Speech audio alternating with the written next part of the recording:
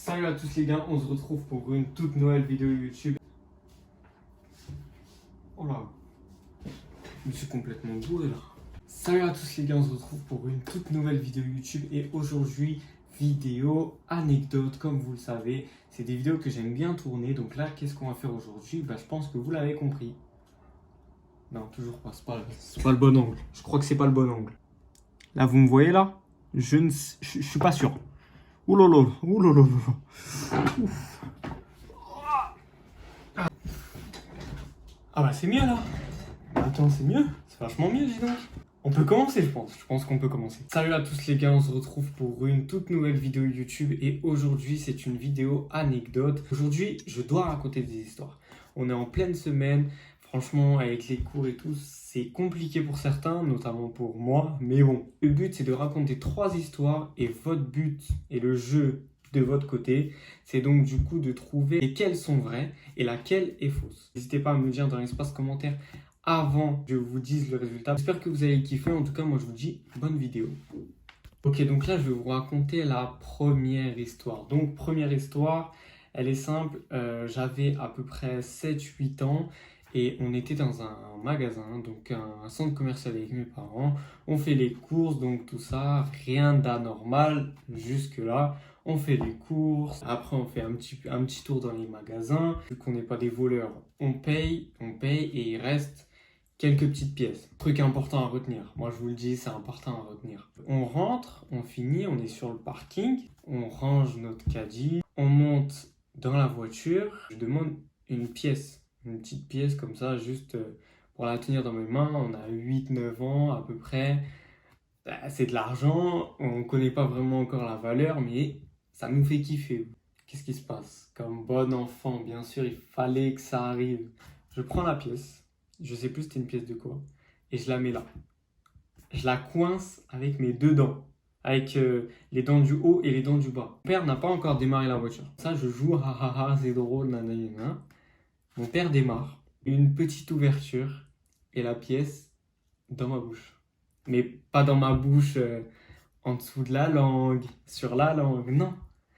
La pièce elle est là. La pièce elle est là, je commence à m'étouffer. Je m'étouffe. Après mon petit frère à côté de moi il comprend. Il dit à mon père et tout, je sors de la voiture.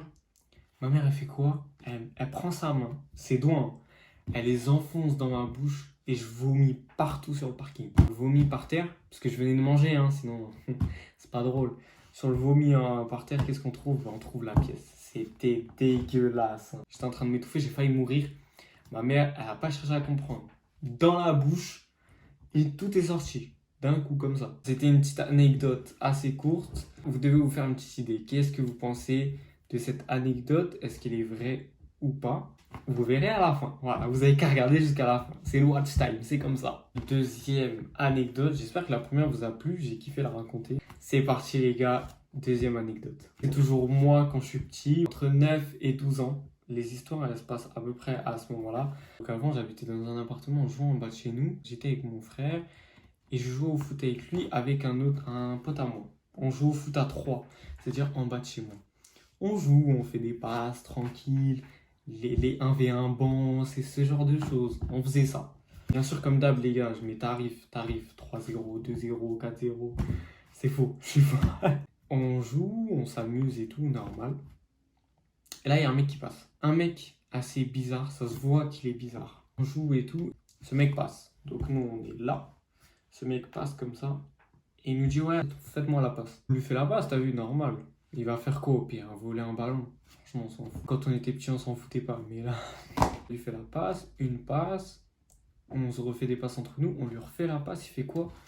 Il met un gros shoot. Un gros shoot et il tire sur le bâtiment qui était à côté. Sur une fenêtre. Je vais chercher le ballon, ou je sais pas, un de nous trois va chercher le ballon.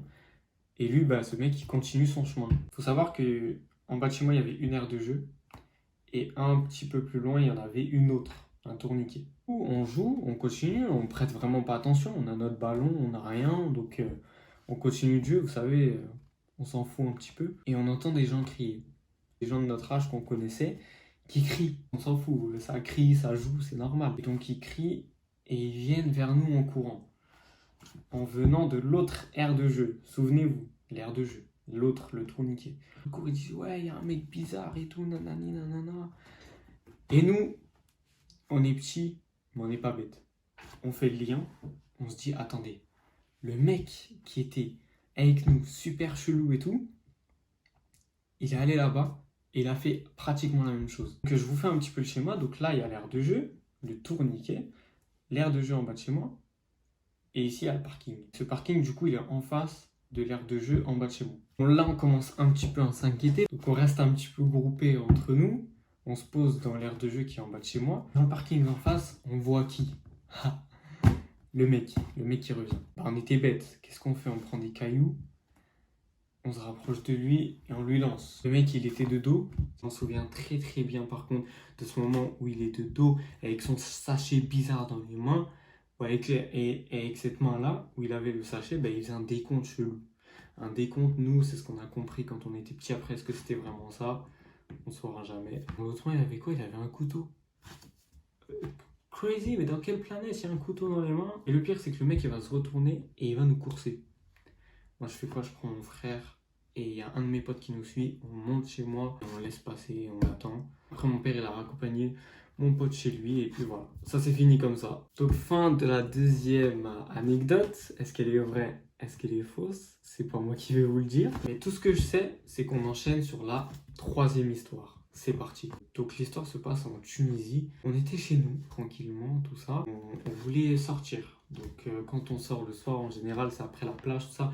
On est fatigué. En général, les soirées après la plage, elles durent pas très longtemps. On sort, on se dit, tiens, restaurant. Restaurant, en plus, souvent dans les restaurants en Tunisie, il y a des terrains de foot.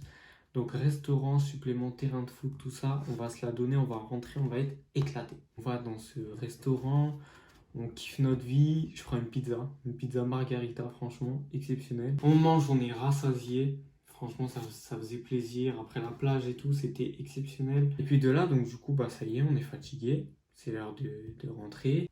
On ouvre la porte. Faut savoir que ma maison en Tunisie, elle est archi grande. Il y a un truc bizarre. En général, quand il y a un truc qui cloche, tu sens dès que tu rentres dans l'endroit ou quoi. Il y a un truc. Il y a un truc qui cloche, ce sentiment-là, là. Mon salon, il est à droite quand je rentre. Je tourne la tête, le fauteuil il avait bougé de place. Et je leur dis, chut. Je me retourne, je leur dis, chut. On entend du bruit au deuxième étage. Il y a 3 étages chez moi. Il y a 2 étages habitables et un troisième étage avec une chambre et un accès au toit.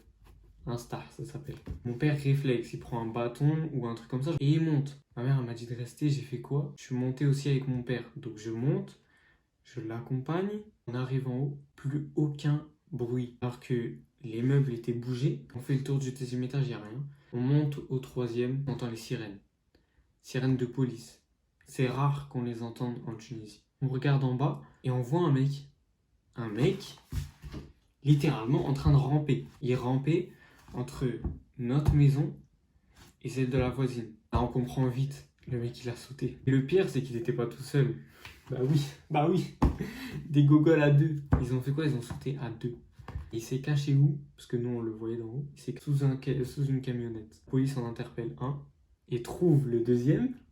Parce qu'il avait quand même une cheville pétée ou un truc comme ça, j'ai oublié, bref. Alors que l'autre, il avait les 2 chevilles pétées. On s'est fait cambrioler alors qu'on était pas loin de la maison, tout simplement. Est-elle vraie ou fausse? À vous de me dire. C'est la fin des 3 histoires. J'espère qu'elles vous auront plu. J'espère que vous avez kiffé ce petit format de vidéo. À vous de me dire si elles sont vraies ou fausses. J'attends de voir vos réponses. Avant ça, va mettre ton commentaire. T'as mis ton like?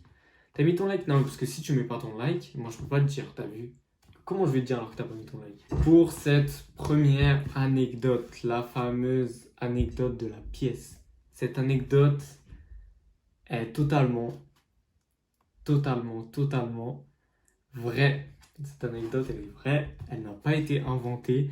C'est quelque chose qui m'est vraiment arrivé. C'est la seconde anecdote. L'anecdote de l'homme avec le fait qu'on jouait en bas de chez moi, tout ça, elle est totalement vraie aussi.